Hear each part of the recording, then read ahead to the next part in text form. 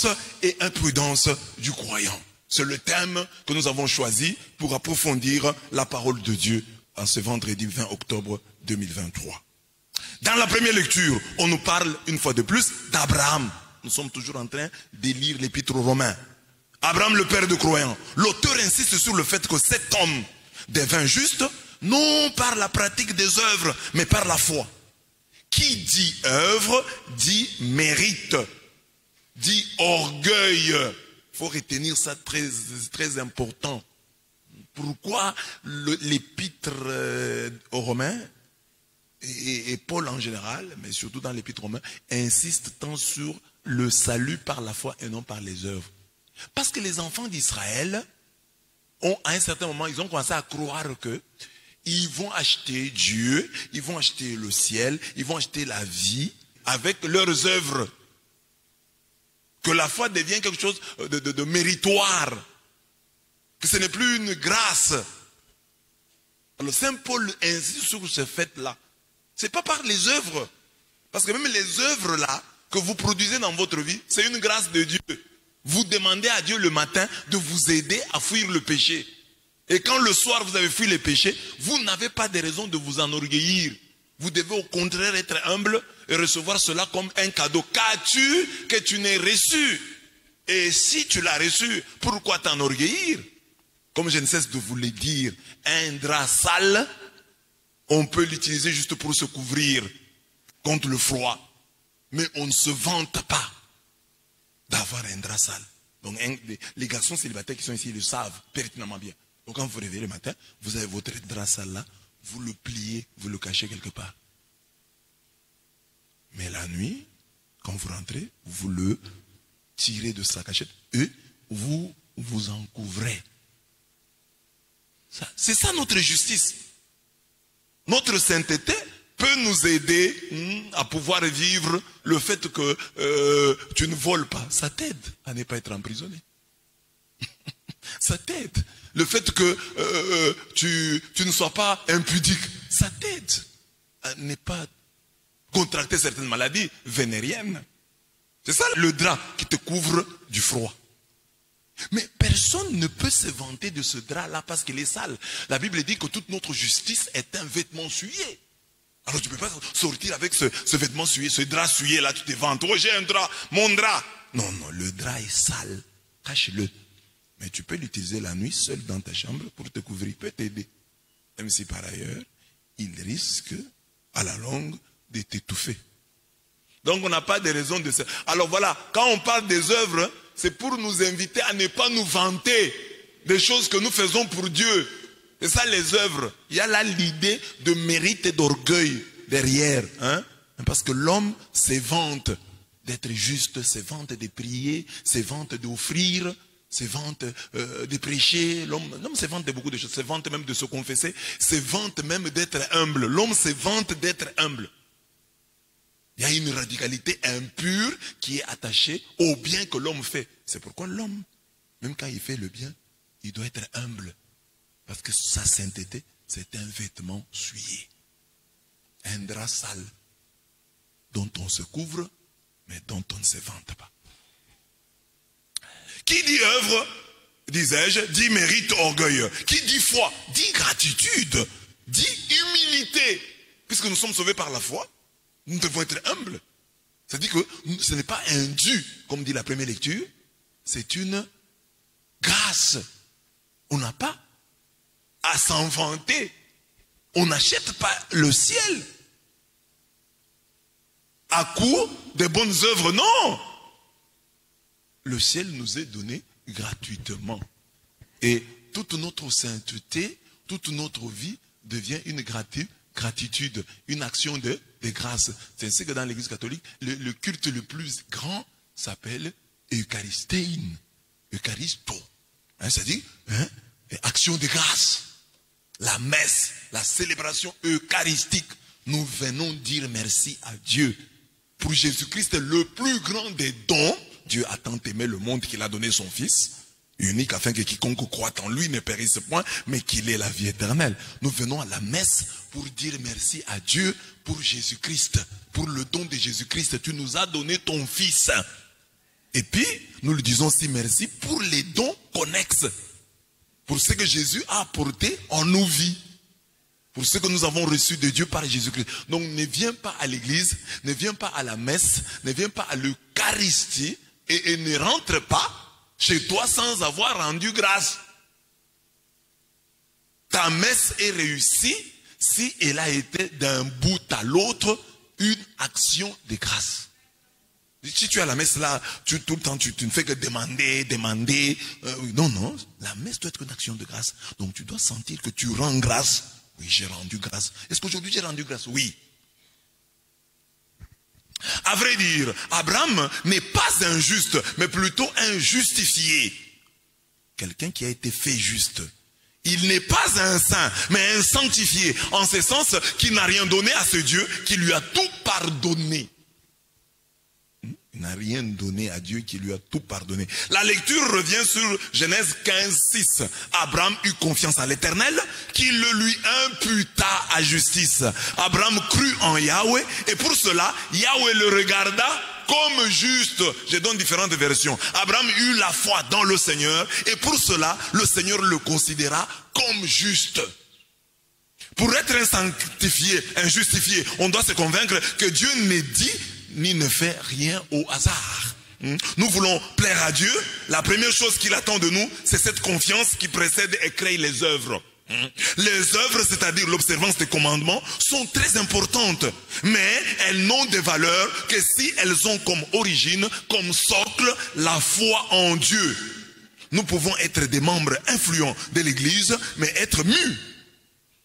Avoir des motivations autre que religieuse, autre que chrétienne. On peut pratiquer les œuvres par bonne éducation. Il y a des gens ici qui ne volent pas parce qu'ils sont bien éduqués. Qui ne commettent pas d'adultère parce qu'ils ont été bien éduqués. C'est leur caractère. Par habitude. On peut pratiquer des bonnes œuvres par habitude. On peut pratiquer les bonnes œuvres pour être vu et acclamé des hommes. Pour soutirer de l'argent aux naïfs. Par peur de la mort et des sorciers. La première et la plus grande des motivations de celui qui vient au Seigneur, c'est la foi. C'est parce que, comme je disais hier, c'est parce que je crois en Dieu. C'est parce que je crois que le courant tue que je ne blague pas avec. La foi a des conséquences, des incidences dans notre vie. Le fait que nous croyons engendre, suscite un comportement correspondant. Sans la foi, il est impossible d'être agréable à Dieu. Car celui qui s'approche de Dieu doit croire qu'il existe, premièrement. Et deuxièmement, qu'il est le rémunérateur de ceux qui le cherchent. Donc tu dois croire que Dieu existe. Est-ce que Dieu existe? Oui, il existe. Il y a un Dieu qui existe. Ça, c'est la première fois. Deuxième point, il paye ceux qui les cherchent. Si tu cherches Dieu, Dieu va te payer. Ce n'est pas à moi de te payer. Ce n'est pas à Maman Emerance de te payer. Ce n'est pas l'honorable Jean-Claude de te payer. C'est Dieu qui te paye. Dieu te payera. Donc, le croyant, c'est celui qui dit, Dieu existe et il me payera si je le cherche. Il me récompensera. Alors, les gens qui n'ont pas la foi, quand ils viennent à l'église et qu'à l'église, on ne les paye pas, ils les abandonnent. On n'a pas payé. Ça dit payer, ça veut dire quoi? C'est pas seulement donner de l'argent. Payer, ça veut dire même reconnaître. Reconnaître, dire voilà, dans cette église, il y a des gens qui sont sérieux. Voici leur nom. Et on ne cite pas ton nom. Mais tu continues à venir. Parce que c'est Dieu qui va me récompenser. C'est Dieu qui voit. Les hommes peuvent se tromper. Mais nous, ici, nous sommes à l'église. Je dresse la liste des chrétiens sérieux. Ton nom n'est pas là. Comment tu vas me trouver? Tu vas d'abord voir sur la liste là les gens qui sont moins sérieux que toi. Celui-ci me dépasse. En quoi? Tu vois? C'est-à-dire que nous disons que c'est Dieu qui récompense, mais quelque part, nous voulons que les hommes nous récompensent. Tu as donné une offrande et on l'a oublié. Tu as donné une offrande, tu as donné $1000 pour la construction de l'église. Et on cite les gens qui ont donné, on ne cite pas ton nom. On contribué à la construction de l'église. Pam, pam, pam, pam. Ton nom n'est pas là. On cite même les gens qui ont donné $5. Toi qui as donné $1000, on ne te cite pas. Qu'est-ce que tu vas dire? Je vais encore donner. Vous blaguez avec moi. Même les chrétiens qui abandonnent l'église parce que on n'est pas venu les consoler. J'avais deuil. C'est pas nous qui payons, c'est Dieu qui te payera. Et Dieu paye bien. Et Dieu te paye de telle sorte que tu n'aies pas de dettes envers les hommes. Ça c'est Dieu. C'est Dieu qui paye. Je sais que je vous l'ai dit. C'est Dieu qui... À la chorale là, c'est Dieu qui vous payera. Oh, ne nous donne pas l'argent. Dieu paye mieux que nous. Moi, je peux vous donner $50, $100. C'est rien. Mais voulez, Dieu vous récompense pour toute votre vie. Vous donne un bon mari. Un bon mari coûte combien? Une bonne épouse coûte combien? Des bons enfants coûtent combien? C'est ça que Dieu peut vous donner. Mais moi, je ne peux pas vous donner de bons enfants. Je ne peux pas vous donner un bon mari, je n'en ai pas. Ni une bonne femme, je n'en ai pas. Mais Dieu, lui, va vous donner tout ça. C'est pourquoi il faut attendre votre salaire de Dieu. C'est dans ce sens qu'il faut comprendre le fameux verset d'Habakkuk qui dit « Le juste vivra par la foi ». Le juste vivra par la foi. Alléluia. Le juste vivra par la foi. Le juste vivra par la foi. En mettant cette lecture en relation avec l'évangile du jour, nous avons trouvé judicieux de méditer sur les prudences et les imprudences de l'homme de foi. Les prudences du croyant. Quelles sont les prudences du croyant? D'après la lecture de ce jour, le croyant est prudent quand il se méfie du levain des pharisiens évangiles. Quand il se méfie de l'hypocrisie des pharisiens. Quand il ne se laisse pas avoir par l'hypocrisie des pharisiens. Quand il n'imite pas l'hypocrisie des pharisiens. Quand il ne devient pas un pharisien. Le pharisien est hypocrite. Il n'est pas saint, mais veut se faire passer pour un saint.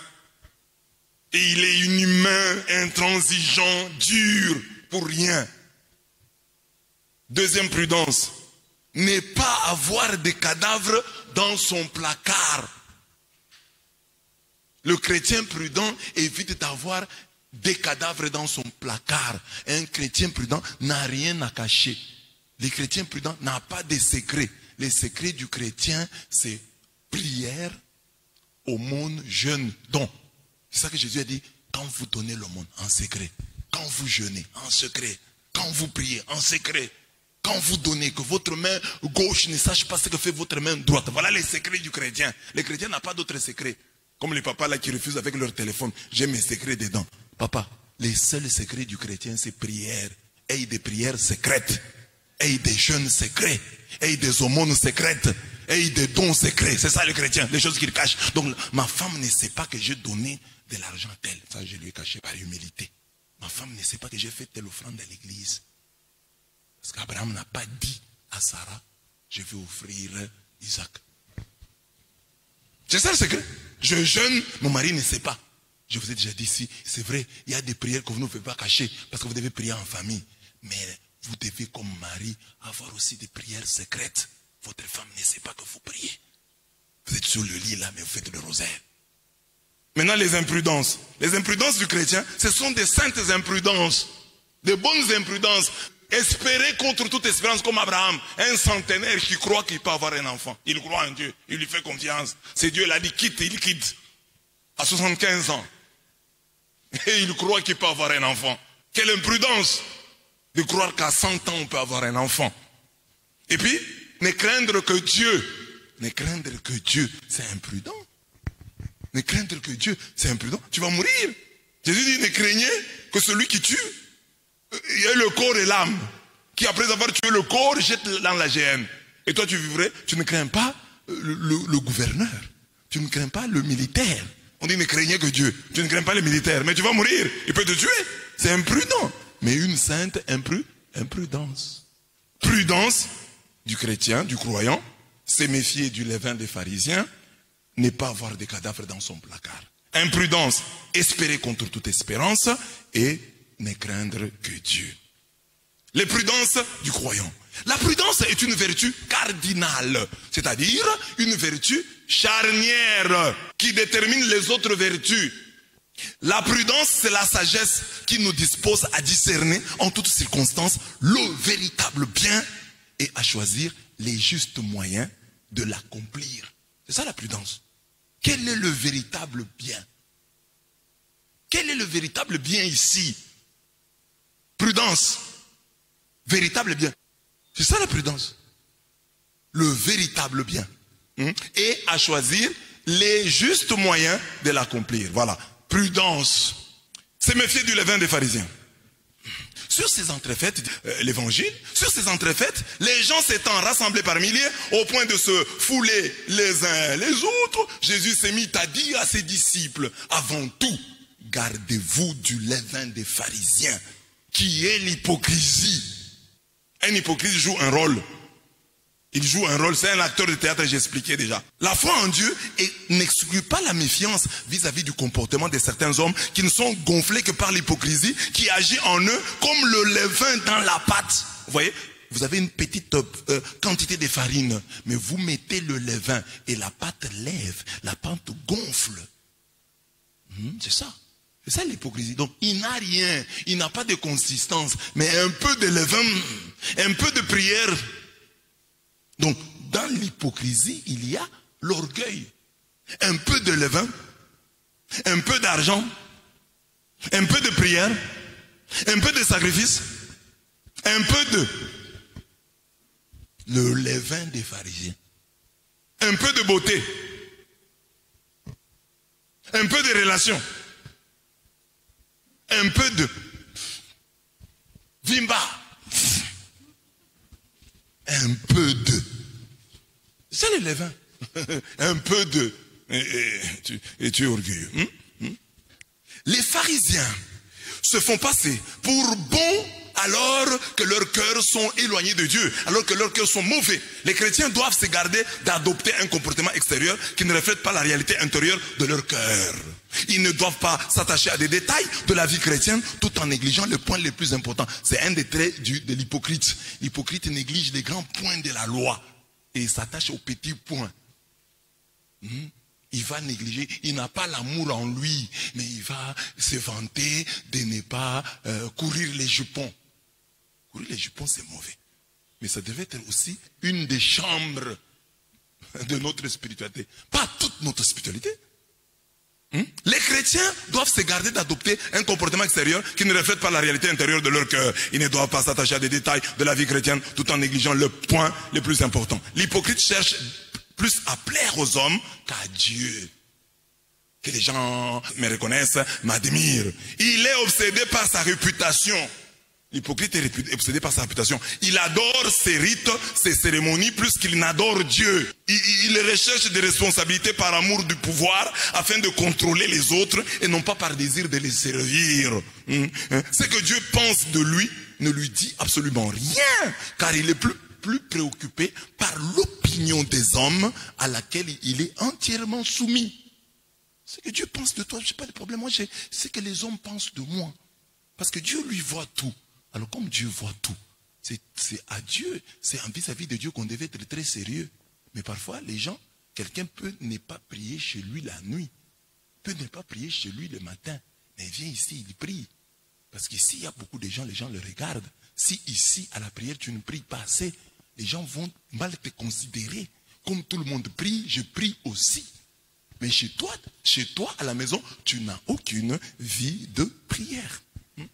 La vie de l'hypocrite peut être remplie de beaucoup d'œuvres, mais qu'il accomplit à contre-cœur, par peur du pasteur ou des autres fidèles, ou parce que sa fonction religieuse le lui impose. L'hypocrite fait peu de bien en public, mais beaucoup de mal en privé. Il fait un peu de bien en public, mais il fait beaucoup de mal en privé. C'est garder du levain des pharisiens, c'est lutter pour que toutes nos pratiques religieuses ne viennent que de notre cœur et ne soient dirigées que vers Dieu. Donc, qu'est-ce qu'on doit faire finalement pour fuir le levain des pharisiens, pour fuir l'hypocrisie? Déployer des efforts sans croire ou sans faire croire qu'on est trop fort. On déploie des efforts. Mais que dans votre vie, que vous montriez à Dieu, et aux autres que vous êtes faible, que vous êtes un pécheur, que vous avez des problèmes, que vous avez besoin de la miséricorde divine. C'est ça. Comment lutter contre l'hypocrisie? Montre à Dieu et aux hommes que tu es faible, Que tu fournis des efforts, oui, tu déploies des efforts, mais que tu n'es pas fort. Dites à votre voisin, je déploie des efforts, mais je ne suis pas fort. Sans Dieu, je suis foutu. Le bien que vous voyez là que j'ai fait, c'est grâce à Dieu. Il n'y a rien que je fasse par mes propres forces. N'eût été Dieu. Vous plaignez de mon péché, mais n'eût été Dieu, je ferais encore pire. Le peu là que vous voyez des bons là, c'est Dieu. Si Dieu n'était pas là, c'est Dieu. Donc c'est ça. Donc, alors l'hypocrite, chez l'hypocrite, qu'est-ce qu'on déplore le plus? L'orgueil et l'inhumanité, la cruauté. L'hypocrite, il est orgueilleux. Pour les peu là, peu de. C'est ça l'hypocrite. Et puis, il est inhumain. Il ne comprend pas. Quand il doit juger les autres. Il a fait ça. Oh, c'est fini pour lui. Il ne donne pas de chance aux autres. Il ne laisse pas aux autres une petite issue là. C'est fini. C'est ça l'hypocrite. Il n'est pas humain. Alors Jésus dit, prudence du croyant, ne vous faites pas avoir que les hypocrites ne vous entraînent pas dans leur supercherie, dans leur mensonge. Ne vous faites pas avoir. Soyez clairs, c'est pas parce que quelqu'un prie ici, crie, chante, que vous allez lui donner le bon Dieu sans confession. Non. Discernez. Ne vous faites pas avoir par les hypocrites. C'est ce que Jésus veut dire. Et puis il ajoute, ne soyez pas vous-même des hypocrites. Méfiez-vous du levain des pharisiens. Ne soyez pas des hypocrites. Je l'ai expliqué l'autre fois, ça ne veut pas dire que maintenant, tout ce que vous pensez, vous le dites parce que vous n'êtes pas hypocrite. Moi, je ne suis pas hypocrite. Tu vas dire à ta belle-mère, belle-mère, tu m'énerves. Pourquoi tu as dit ça? Je ne suis pas hypocrite, hein. Tu es impoli. C'est pas ça, c'est pas ça. Moi, je suis pas hypocrite, j'ai dit la vérité aux gens, je ne suis pas hypocrite. Non. Tu ne dois pas dire à tout le monde ce que tu penses. C'est-à-dire que ça, c'est une grande personne, je peux lui dire ça. Je peux garder ça dans mon cœur. C'est par politesse et non par hypocrisie. Beaucoup de gens qui sont accusés d'être des hypocrites, certains sont en réalité des personnes polies. Donc, par respect, moi je prends une décision. Par respect, tu peux te taire. Tu n'es pas hypocrite, tu as respecté. Parce que tu sais que je suis un grand. Tu respectes, tu te tais. C'est pas hypocrite. Papa dit une chose, tu n'es pas d'accord avec papa. Non, papa, je trouve que c'est faux. Tu dis à ton père, c'est faux. Papa, tu mens. Pourquoi tu dis ça? Papa, moi je ne suis pas hypocrite comme les autres. Moi, je dis toujours la vérité. Impoli. Tu es impoli. Tu es impoli. Alors l'hypocrisie, c'est quelque chose dans le cœur. Tu veux te faire passer pour ce que tu n'es pas. Mais toi, tu sais que dans ton cœur, tu n'es pas d'accord. Mais par respect pour la personne, tu te tais. Parce que surtout quand tu vois qu'il n'y a pas péril en la demeure. Il n'y a pas péril en la demeure. C'est une grande personne. Elle pense comme ça. Bon, je la laisse. Tout. C'est mon papa. C'est ma maman. Je me garde de la contredire. Ou bien, je peux le faire d'une manière polie. Et pardon papa, est-ce que vous ne trouvez pas qu'on peut aussi faire ça? Je ne sais pas. Mais voilà, la manière de parler, ça va passer. Il va comprendre que cet enfant n'est pas d'accord. Mais tu l'as dit de manière polie. Alors maintenant, il y a des chrétiens comme ça qui disent, non, vous les gens de la Pondera, vous êtes des hypocrites. Hypocrites pourquoi? Parce que vous êtes polis. Ça c'est un prêtre, on doit le respecter. La Bible dit, tu regarderas le prêtre comme saint parce qu'il offre la nourriture de ton Dieu. Tu ne le regarderas pas comme saint parce qu'il ne pêche pas. Parce qu'il offre la nourriture de son Dieu pour son travail. Tu vas les respecter pour son travail. Comme tu respectes le soldat parce qu'il porte l'arme. Tu peux voir un Kadogo qui a une arme. Tu vas les respecter. Et, monsieur, oui chef. Même s'il est caporal, il devient commandant. Bonjour commandant.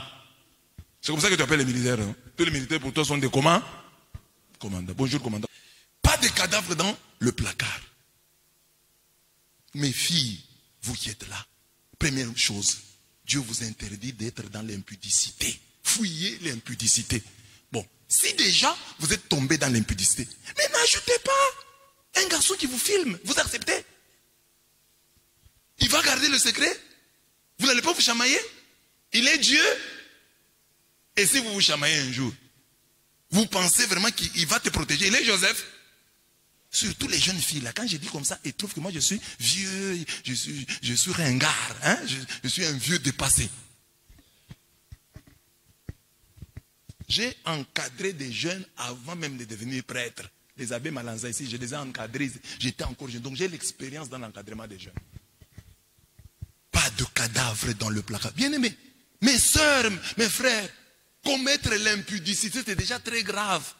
Mais à l'impudicité, tu ajoutes encore le fait que tu te filmes. Tu filmes la femme, la fille d'autrui. Et tu gardes la vidéo. Tu aimes vraiment la personne là. Parce que même si tu nous dis que toi, tu ne la publieras jamais, mais tu n'as pas la maîtrise de ton téléphone, on peut voler ton téléphone peut tomber. Et si ton téléphone tombe entre les mains d'un méchant, il va faire quoi? Déjà, l'impudicité, c'est un péché. Mais ajouter à cela, la filmer.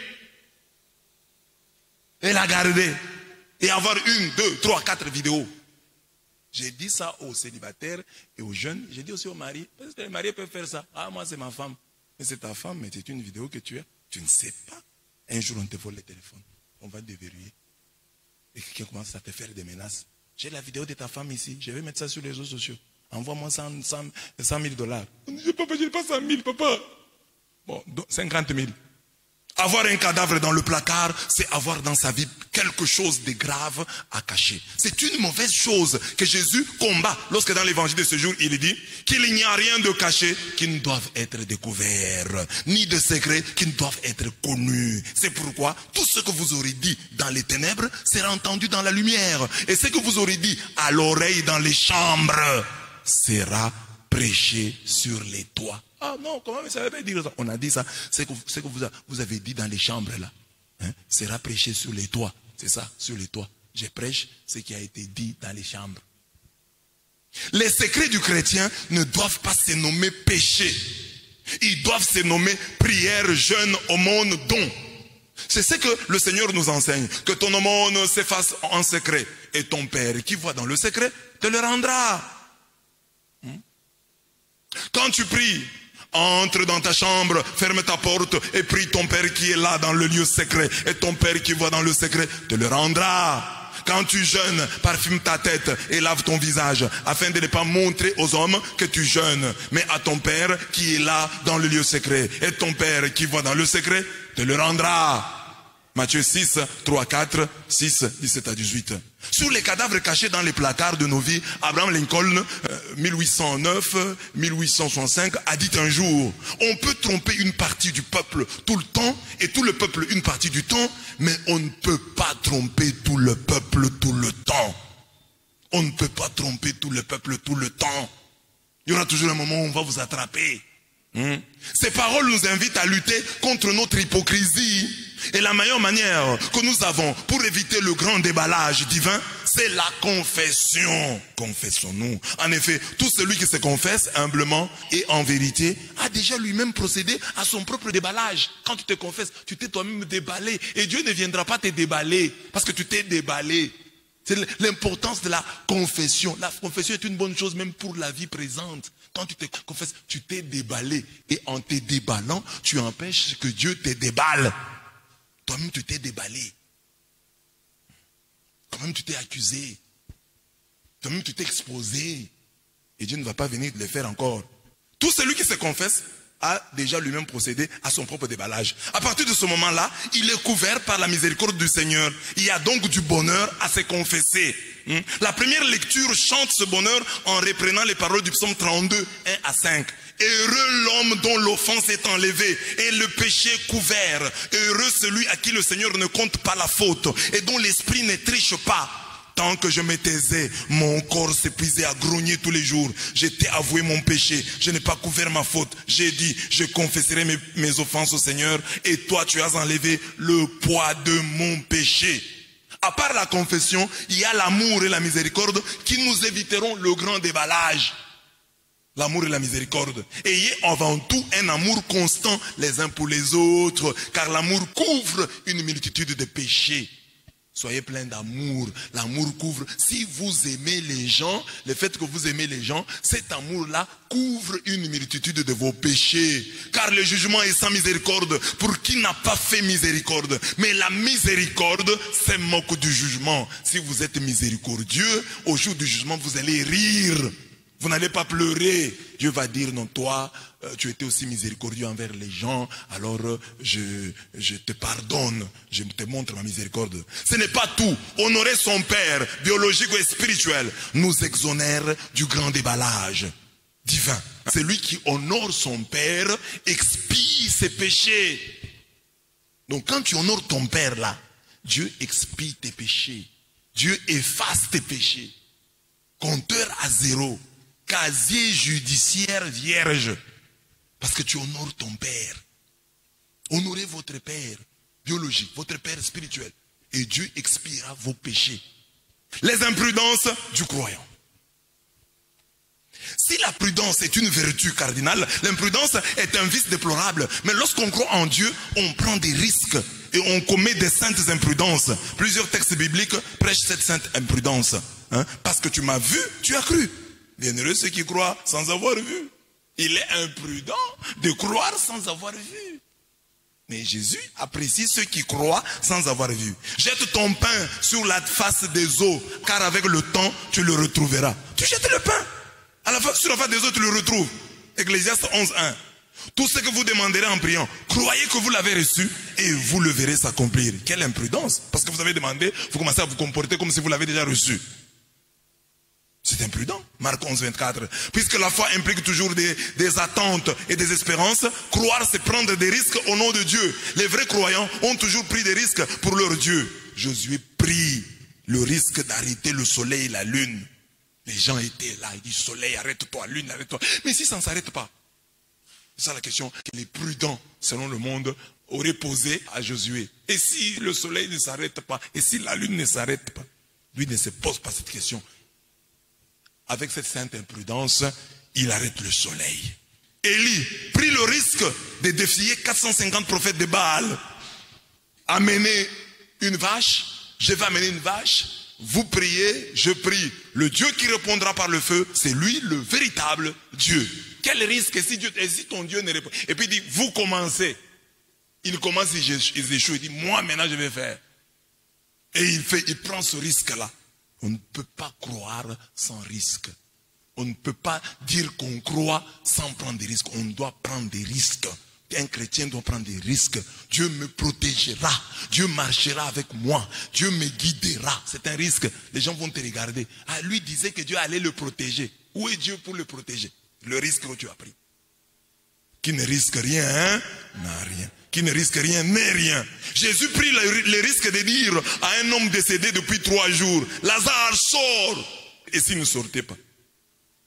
Devant toutes ces interpellations, la question du prudent selon ce monde est la suivante. Et si ça ne fonctionne pas, que vont dire les gens à cette question? Le prudent selon Dieu, mais imprudent selon le monde, dit, ce n'est pas mon problème. Cette prudence selon Dieu, le monde l'appelle imprudence. Les lectures nous conseillent 2 types d'imprudence. La première imprudence, espérer contre toute espérance. J'ai parlé d'Abraham. Ce qu'on retient de la vie d'Abraham, c'est d'abord sa foi audacieuse, courageuse, imprudente. Et ce, malgré son âge avancé. En effet, il avait déjà 75 ans lorsque le Seigneur le rencontra et lui dit, L'Echléra, quitte ton pays, va pour toi vers le pays que je te montrerai. Quel pays que je te montrerai? Et il sort. Quel risque? Il ne connaît pas le pays, mais il sort. Il dit, le pays là, Dieu me le montrera. Abraham a pris ce risque. Abraham partit, comme lui avait dit Yahweh. Parti, comme lui avait dit Yahweh. Genèse 12:4. Il partit, comme lui avait dit Yahweh. Je ferai de toi un grand peuple. Je te bénirai. Je magnifierai ton nom. Sois une bénédiction. Et Abraham a pris ça au sérieux. Il est parti. Après, alors que Dieu l'a pris à 115 ans, Dieu ne lui donne pas d'enfant. Il lui promet une grande récompense, mais il ne lui donne pas d'enfant. 25 ans d'attente. C'est quand il devint centenaire que Dieu finalement lui donne un enfant. Et Abraham avait cru. L'Épître aux Hébreux dit, c'est par la foi qu'Abraham, lors de sa vocation, obéit et partit pour un lieu qu'il devait recevoir en héritage et qu'il partit sans savoir où il allait. C'est par la foi qu'il vint s'établir dans la terre promise, comme dans une terre étrangère, habitant sous des tentes, ainsi qu'Isaac et Jacob, les co-héritiers de la même promesse. Car il attendait la cité qui a des solides fondements, celle dont Dieu est l'architecte et le constructeur. Architecte et constructeur, ça c'est très bien dit. Architecte conçoit. Mais il y a quelqu'un qui construit. Mais Dieu, il est à la fois celui qui conçoit et celui qui construit. Architecte et constructeur. Dites à votre voisin que Dieu soit l'architecte et le constructeur de votre vie. Quand on est vieux, on devient prudent, trop prudent même. On renonce au nomadisme, on devient sédentaire et on gère désormais la routine. Mais tel ne fut pas le cas d'Abraham. Avec son Dieu, il allait d'imprudence en imprudence. Quand il a 100 ans, Dieu lui dit, regarde le ciel et compte les étoiles, si tu peux les compter. Et il ajouta, ainsi sera ta descendance. Abraham crut en Yahweh, et pour cela, Yahweh le regarda comme juste. Genèse 15, 5 à 6. Croire qu'à 100 ans, on peut avoir des enfants est trop imprudent. Mais Abraham prit ce risque à bras le corps. Parlant de cette sainte imprudence d'Abraham, Paul note, espérant contre toute espérance, il crut et devint ainsi père d'une multitude. C'est une imprudence. Espérer contre toute espérance. C'est-à-dire, humainement parlant, il n'y a plus d'espoir. Il n'y a plus d'espérance. Mais cet homme-là croit. Alors qu'humainement parlant, les médecins sont prononcés. Les hommes se sont prononcés. Là, il s'est prononcé parce qu'Abraham était déjà devenu impuissant. Sa femme ménopausée. Mais il croit que Dieu peut lui donner un enfant. Espérant contre toute espérance, il crut et devint ainsi père d'une multitude de peuples, selon qu'il fut dit, telle sera ta descendance. C'est d'une foi sans défaillance qu'il considéra son corps déjà mort. Considéra son corps déjà mort, il avait quelques 100 ans, et le sein de Sarah, mort également, ménopausé, appuyé sur la promesse de Dieu, sans hésitation ni incrédulité, mais avec une foi puissante, il rendit gloire à Dieu, certain que tout ce que Dieu a promis, il est assez puissant ensuite pour l'accomplir. Voilà pourquoi c'est lui fut compté comme justice. Tout ce que Dieu a promis, il est assez puissant ensuite pour l'accomplir. C'est lui qui a promis est fidèle, il agira. C'est pas que je regarde l'âge. C'est pas l'âge. Il y a des filles qui sont désespérées parce qu'elles ont 30 ans et qu'elles n'ont pas de mariage. Elles sont déjà désespérées. Il y a des couples parce que la femme a 38 ans. Elle est désespérée. Je n'aurai plus d'enfants. C'est déjà trop tard. Non. Espérer contre toute espérance. Et écoutez ce qu'on dit. Qu'est-ce qu'il fit? Appuyer sur la promesse de Dieu. Sans hésitation ni incrédulité.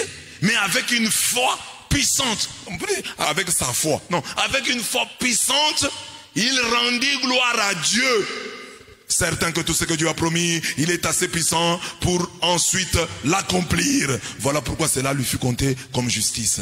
Amen. Dernière imprudence du croyant, ne craindre que Dieu.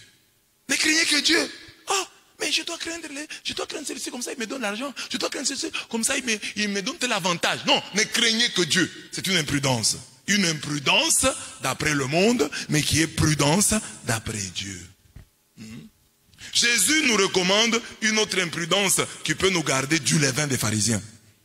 Une sainte imprudence qui peut nous garder de l'hypocrisie. Ne craignez rien de ce qui tue le corps. Et après cela, ne peuvent rien faire de plus. Je vais vous montrer qui vous devez craindre. Craignez celui qui, après avoir tué, a le pouvoir de jeter dans la géhenne. Oui, je vous le dis. Celui-là, craignez-le.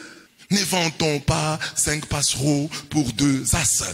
Et pas un d'entre eux n'est en oubli devant Dieu. Dieu n'oublie pas les oiseaux. Et pas un d'entre eux n'est en oubli devant Dieu. Bien plus, vos cheveux même sont tous comptés. Un Dieu qui prend tout son temps à compter tes cheveux, à compter mes cheveux.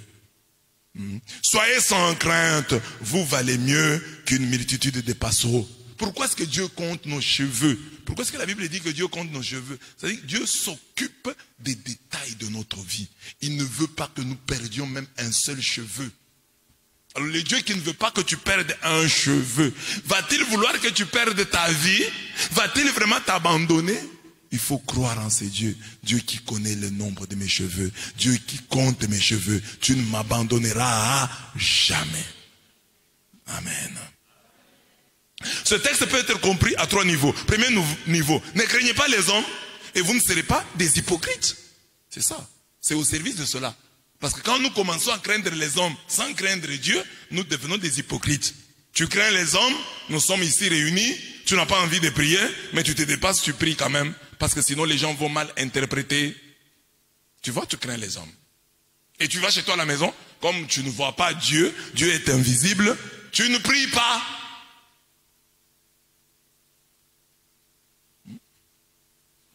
Vous n'appellerez pas complot tout ce que ce peuple appelle complot. Vous ne partagerez pas ses craintes et vous n'en serez pas terrifiés. C'est Yahweh Sabaoth que vous proclamerez saint. C'est lui qui sera l'objet de votre crainte et de votre terreur.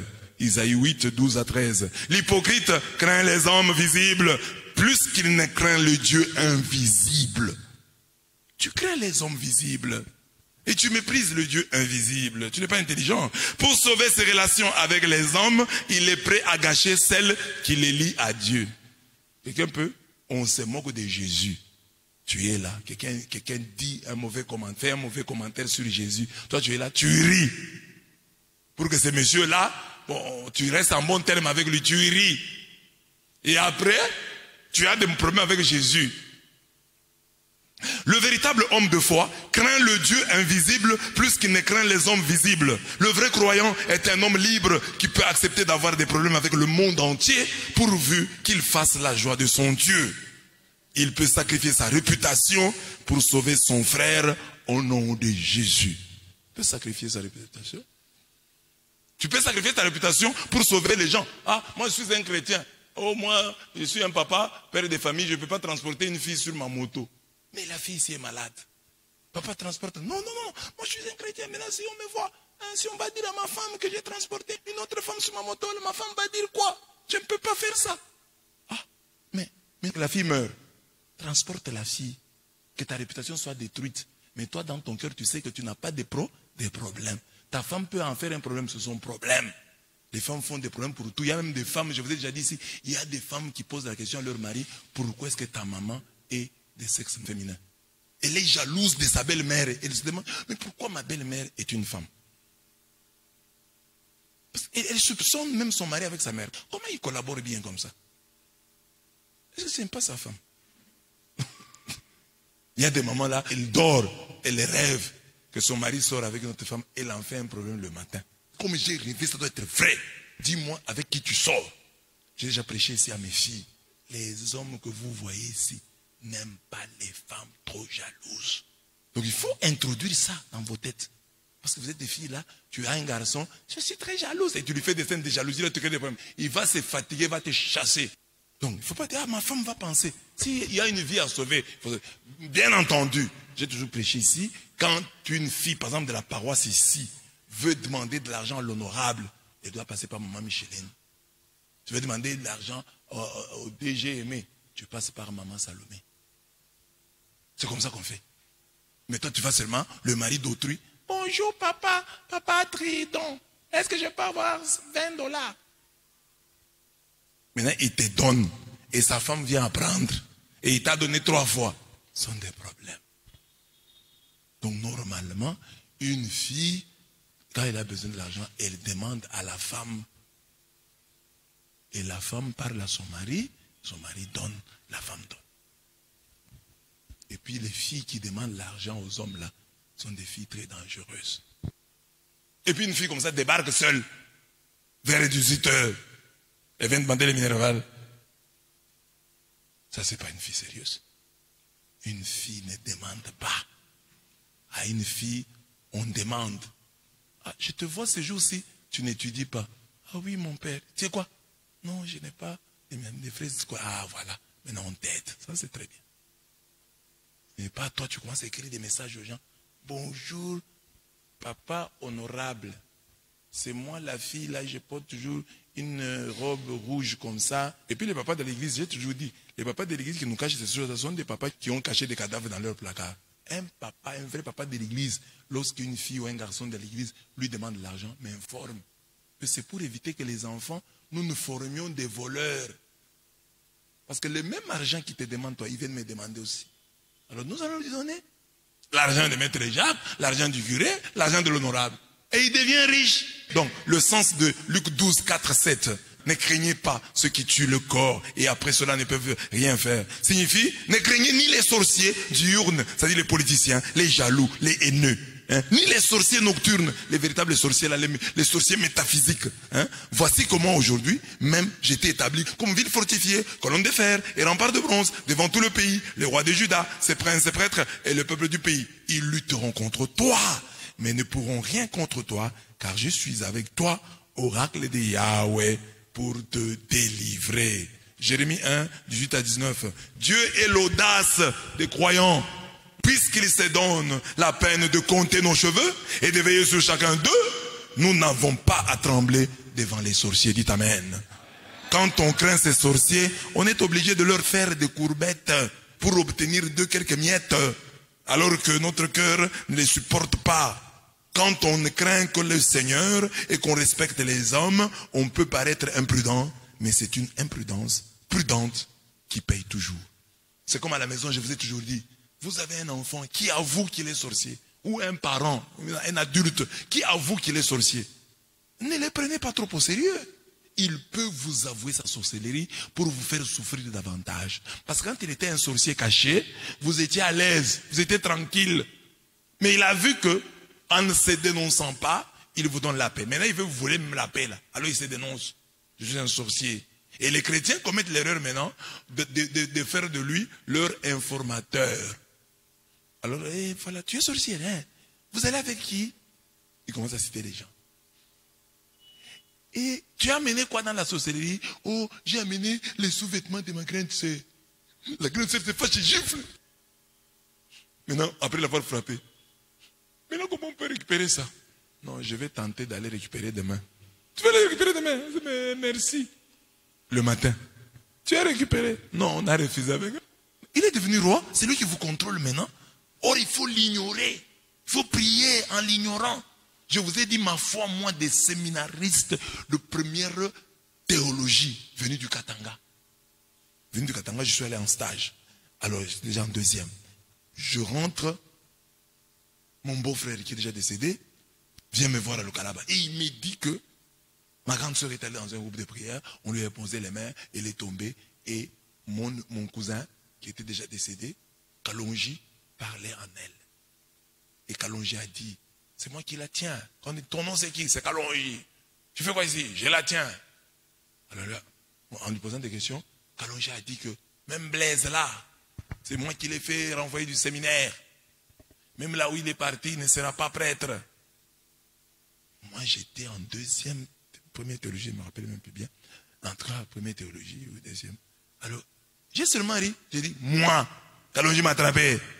J'ai ri, c'est fini. Je ne me demande même pas si j'ai mis ça en prière. Oh Seigneur, que Kalonji. J'ai ri. Je n'ai pas eu peur. J'ai ri. Kalonji m'a attrapé, moi. J'ai ri. C'est tout. Et Kalonji m'a attrapé. Je ne suis pas prêtre. Je suis prêtre. Selon l'ordre de Melchisédek, et je suis là ce matin en train de vous prêcher. Kalonji a réussi. Mais toi, dès qu'on dit que c'est moi qui ai fait ça, je fais ça comment? Tu ne peux pas les récupérer, le sous-vêtement. Il faut commencer les prières. Récupération du sous-vêtement dans le monde des ténèbres. Tu as donné le pouvoir aux sorciers. Ne donne pas le pouvoir aux sorciers. Ils existent, mais Jésus est plus fort qu'eux. Jésus est plus puissant qu'eux. La sorcellerie existe, mais Jésus est plus puissant qu'elle. Elle ne peut pas vaincre Jésus. Les sorciers sont des terroristes. Sont des terroristes. Ils nous terrorisent simplement. Alors, il ne faut pas les croire. Quand ils terrorisent, là, soit fais semblant. Fais semblant. Moque-toi d'eux. Aie la foi. Amen. Troisième élément pour comprendre, je termine par là. Si Dieu doit être craint absolument, il est des hommes qui doivent être honorés. Parce qu'on dit, ne craignez pas ceux qui tuent le corps et qui ne peuvent pas tuer l'âme. mon papa peut tuer le corps, mais ne tue pas l'âme. Ça veut dire que je manque du respect à mon père? Non. Voilà ce que j'explique ici au troisième trait. J'ai dit, si Dieu doit être craint absolument, c'est lui qui mérite notre crainte absolue, c'est Dieu. Les hommes, eux, doivent être honorés. Et honorer les hommes, c'est leur vouer une crainte relative. C'est Dieu qu'on doit craindre absolument. Mais les hommes, on doit aussi les craindre relativement. C'est ce que dit Lévitique 19, 32. Tu t'élèveras devant les cheveux blancs. C'est-à-dire devant un vieux. Tu t'élèveras devant les cheveux blancs et tu honoreras la personne du vieillard. Parce qu'il y a des gens qui ont des cheveux blancs mais ils ne sont pas vieux. Non. C'est pourquoi on explique, on dit, tu honoreras la personne du vieillard. Mais on en ajoute, tu craindras ton Dieu. Dieu, on le craint. Mais le vieillard, on l'honore. Ça, c'est un vieillard, on doit l'honorer. Enfin, non, on a dit, ne craignez pas. Je crains seulement Dieu. Moi, je crains seulement Dieu. Non, non, non. Tu crains Dieu absolument, mais tu honores les vieillards. Et en honorant les vieillards, qu'est-ce que tu fais? Tu le crains relativement. Alors, 1 Pierre 2, 17 dit, honorez tout le monde. Aimez les frères. Craignez Dieu. Honorez le roi. Honorez tout le monde.